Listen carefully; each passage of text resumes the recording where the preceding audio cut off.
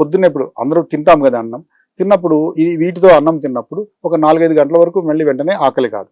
చక్కగా పొద్దున్నే మీల్స్ చేయడం చాలా ఉపయోగం, టిఫిన్స్ బదులు. అది చాలా రోగాలకి కంట్రోల్ అవుతుంది.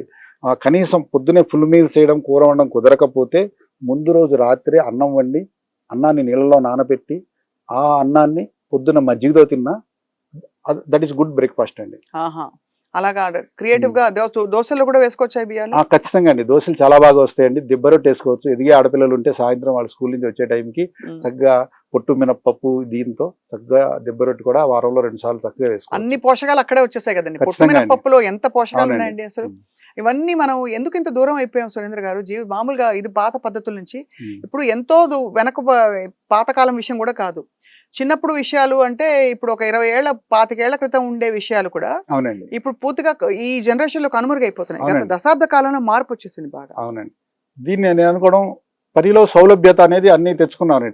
టెక్నాలజీ అనేది మనకి తక్కువ సమయంలో ఎక్కువ పని చేయడానికి అవకాశం ఉందండి. అలాగే తక్కువ ఖర్చుతో ఎక్కువ పని చేయడానికి అవకాశాన్ని ఇస్తుంది. అక్కడి వరకే టెక్నాలజీ కానీ ఏదైనా ఇవ్వగలదు.